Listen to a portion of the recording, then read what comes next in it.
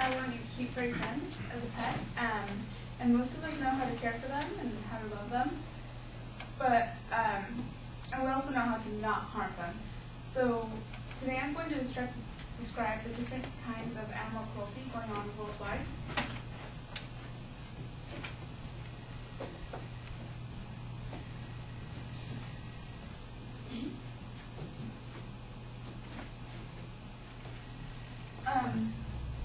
So there is passive cruelty, and that's identified as neglect. The crime here is the lack of attention rather than the action itself.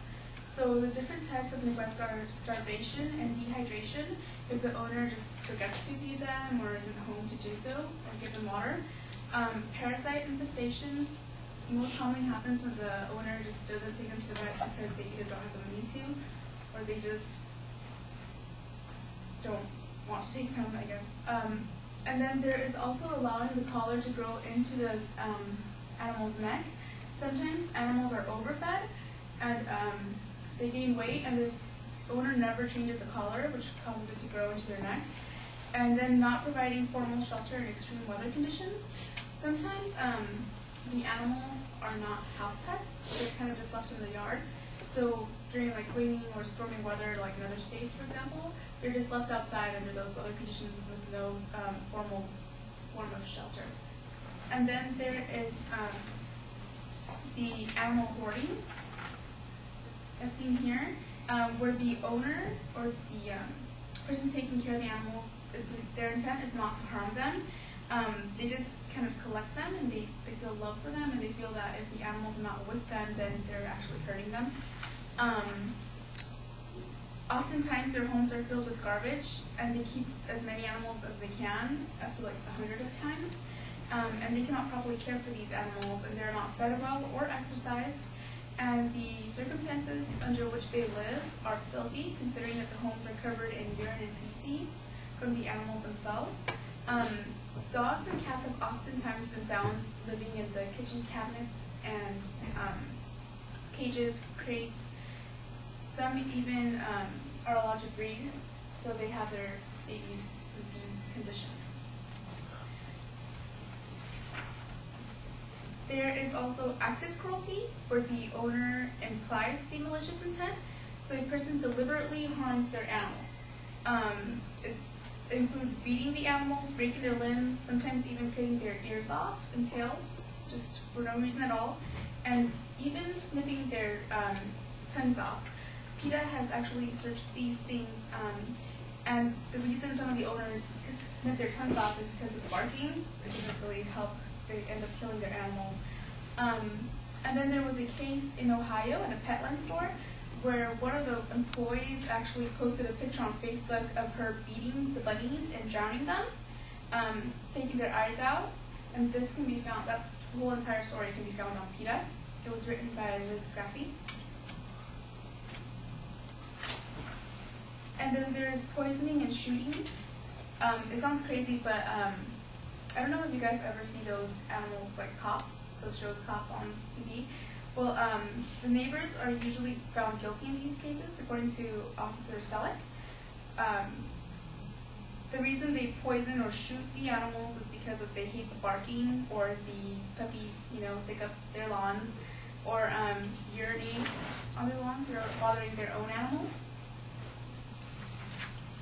And then there is the animal fighting.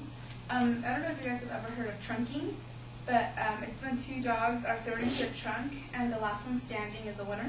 It's kind of like their form of making money.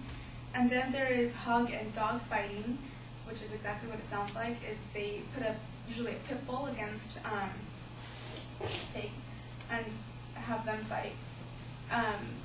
This is a means of making money for the animal owners. And usually they just have psychological problems. And then there's bestiality. I don't know if you guys have ever heard of that. It's when the owner or a person has a sexual attraction towards the animal. And this is actually legal in 23 states, including Montana and South Carolina. It's very disturbing, but it happens often, actually. And then the final one is the most cruel of cases, we've all heard of factory farming and fur farming. Millions of animals in the fur farming industry, their fate is to have all of their skin peeled off and sliced off their bodies while they're still alive. Most animals remain conscious up to 10 minutes after they've been skinned, so they can feel all the pain. And in factory farming, male chicks are thrown into grinding machines because they cannot lay eggs and they have no use for the egg-laying industry. And this is legal and accepted in the US and the UK.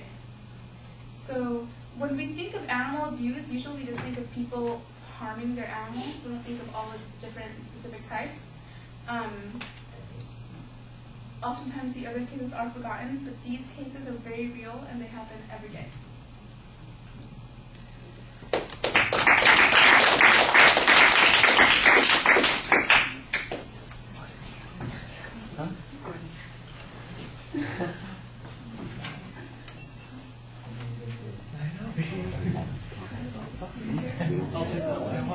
Well, you're going to take that from me. I'm going to need it there a second.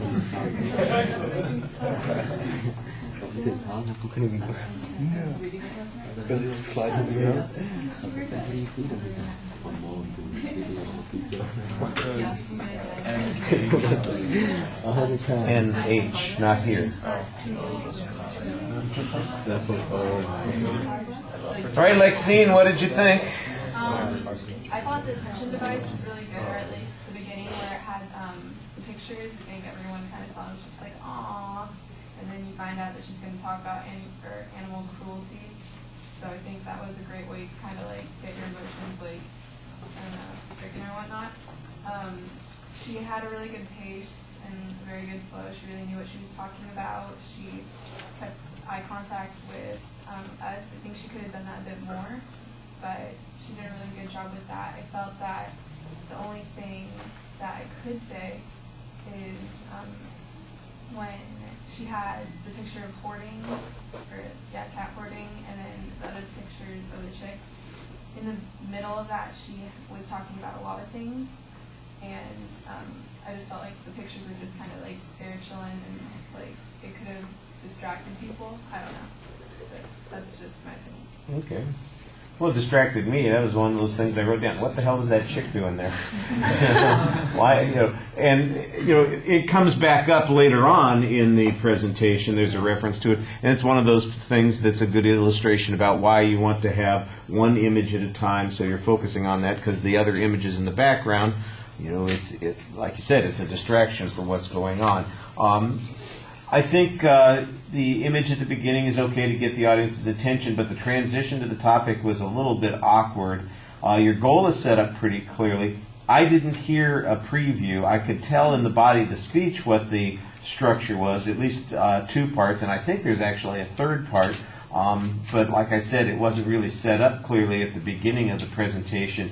You just dive right into starting to define what passive abuse is. And I think you do define passive and active abuse, but you do it primarily by example. And that whole first section on passive abuse just is a list of examples of things that would count as passive abuse. So if the purpose of your speech is merely to define the nature of the cruelty, then I guess you can get by with that, although it does get to be redundant because, and here's something else that fits in that category, or people do this, or they do this, or this is, and it sounds very repetitive. I think you could probably provide more information there. You did at one point say that sometimes people don't do this on purpose, that there are reasons. What percentage of abuse constitutes passive abuse, for instance? You start describing some of the things that happen, and some of them sound certainly reprehensible, but how typical are they? I don't know how often it happens that some dog